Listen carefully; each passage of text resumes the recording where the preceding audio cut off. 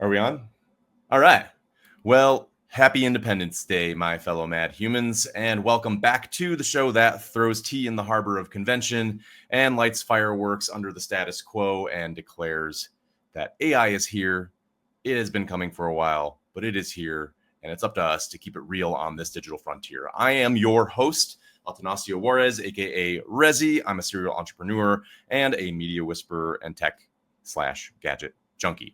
Today, we are going to get into the news pretty quick here because this is a holiday edition and I have a barbecue to get to, and I'm sure you do too. So just a couple of headlines to go over, a quick deep dive, and then your Friday high five. So buckle up and light a sparkler. We're about to get into it. It's the Mad Human.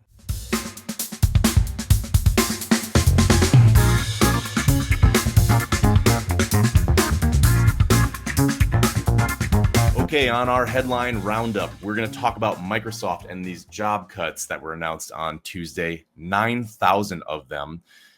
They announced the job cuts mostly in the Xbox and the gaming /sales /marketing sector of their company. Part of their AI infrastructure is still being built out, and I think this is part of it.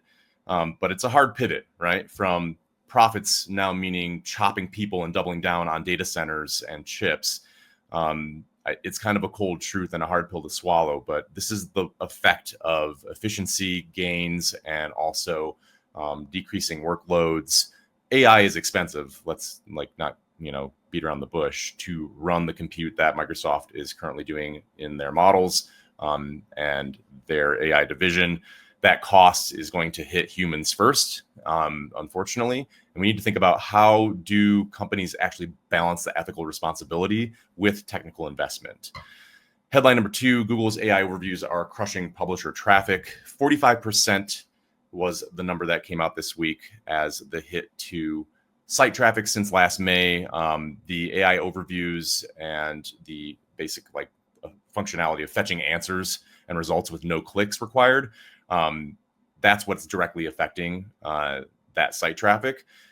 Google says it's set to improve the experience, but publishers call it an existential threat. And these print ads are also dead. But what about revenue models, right? It's time to rethink how the web works and how it's going to continue to work in an AI-first world where you're getting these search results and you're receiving the information from your queries quicker and often without the chance for these media buyers and advertisers to even get in front of your eyeballs. Headline number 3, PwC's AI chief sounds the alarm. PwC's first AI chief officer warns that 40% of CEOs fear their current work models will be obsolete within 10 years. I've been saying this for well over 2 years now. Your work models are probably going to be obsolete within the next 3 years. I say by 2030. The idea of human run and human powered, I guess, or conceptualized SOPs is going to fall off very rapidly. And that goes all the way from a small business up to enterprise organizations, which is why we focus on helping organizations and small businesses implement AI now to stay ahead of that curve here at Aturna HQ. The prescription right now, as they're saying, is a blend of AI strategy with workforce reskilling. They don't just want to buy bots and fill the roles. They want to build fluency within their staff. I think that's the right way to go about it. That's not really hype, right? That's like survival strategy at this point for some of these organizations that are seeing the tidal wave that we've been talking about for a long time now, getting closer and closer to the shore. Headline number 4, Meta's AI talent heist. This was the big story for the past couple of weeks here about Zuck running around Silicon Valley and other places like Zurich and scooping up talent from OpenAI and other AI labs out there. Meta did actually just poach 3 OpenAI researchers and dangled $100 million offers out there, which is enough to cause a stir in Silicon Valley and basically get everybody talking about if, how, when they were going to make the move to Meta. OpenAI did fire back on this.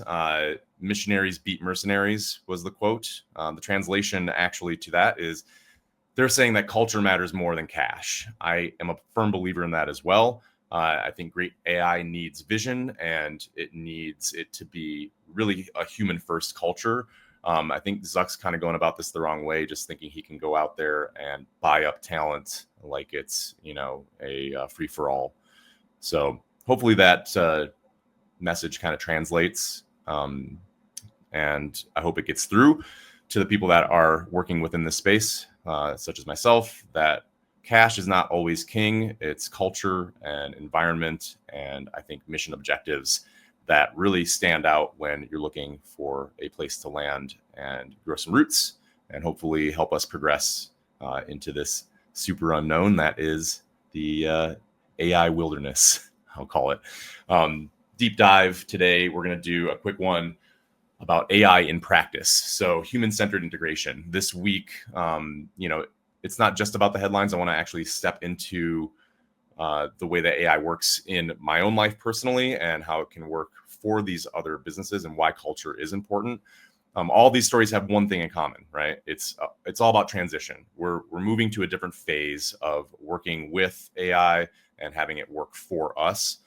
Companies aren't just adapting, incrementally. They're making huge steps right now to try to, I don't think, detonate their previous models, but certainly trim the fat and make sure that they are running at a scale of efficiency that makes sense for what they see is coming.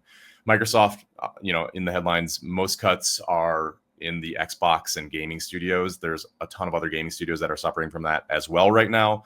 I think we are very close to seeing AI-generated gaming being rolled out. And if you don't know anything about that, it's a pretty interesting field to look into. The idea that we once had a storyboard and everything set up within the context of a game, and that was just kind of a puzzle that you walked through.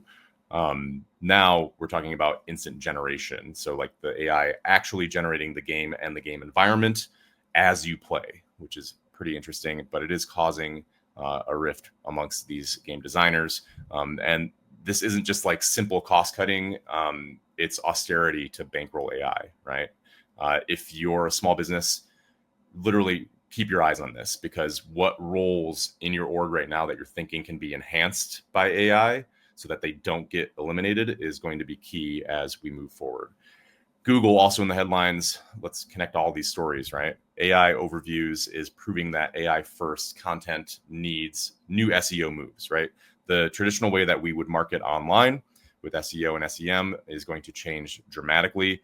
Instead of just like clickbait, it's going to be kind of like snippet bait, really FAQs, structured data, content engineering. All of that is going to be pivoted to rank in an AI model so that when you're going to ChatGPT and asking it a question, it's delivering exactly the answer that you're looking for based on that context, based on that optimization. PwC, this survey with PwC is a reminder, right? Half of tech leaders have made AI core, but many haven't yet. The cure for that really is building in skills, not just stacks. So get your people into prompt workshops or context engineering. I think that's really where we're headed.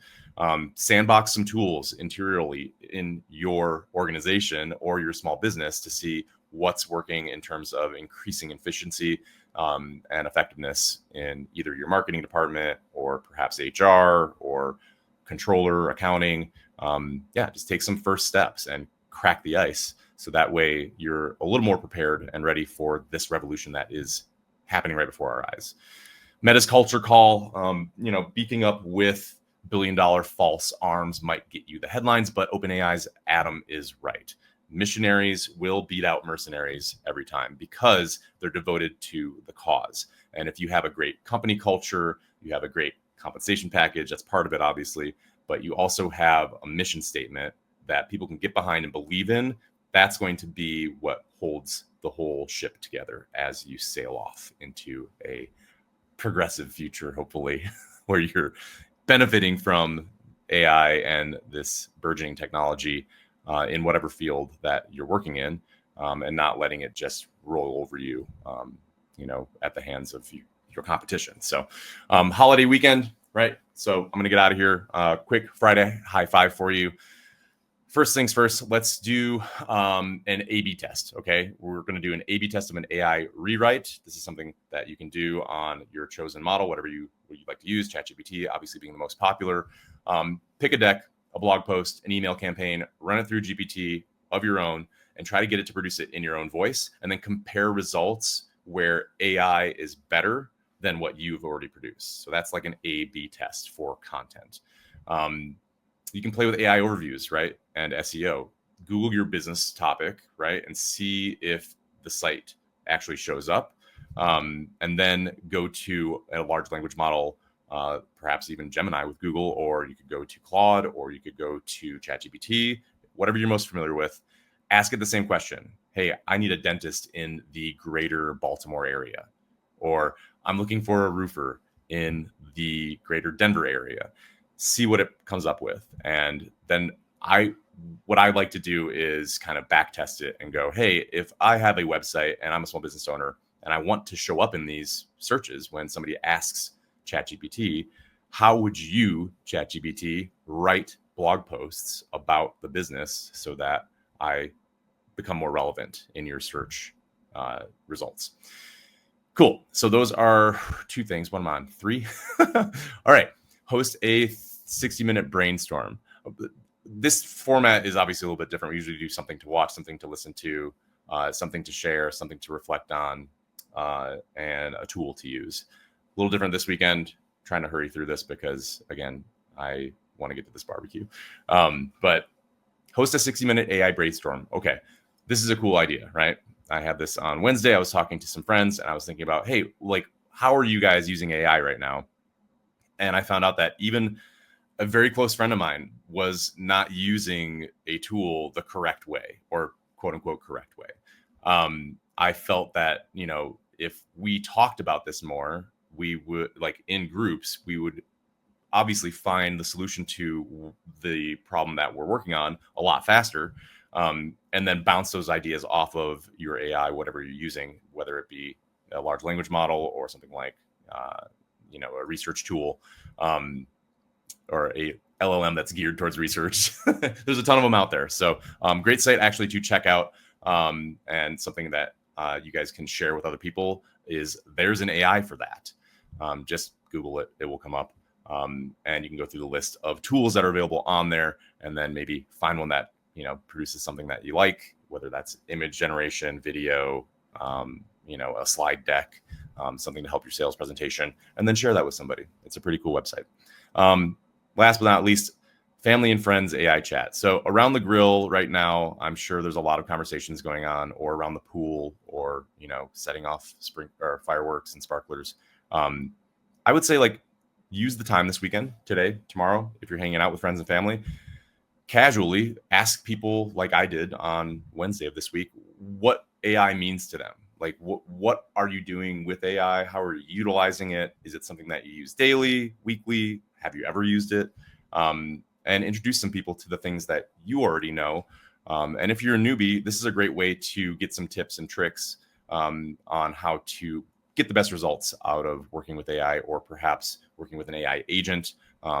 I build custom AI agents for my clients, and I do have one for myself. And it is kind of a 10-80-10 process. You start with the prompt, your 10% effort. The bot is going to do 80% of the work for you, which is really nice.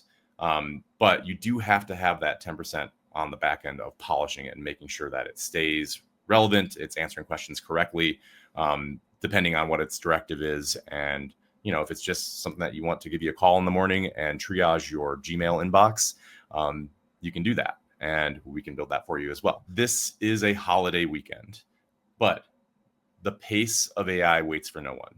And that's why I'm in here in the office at, 10:42 a.m.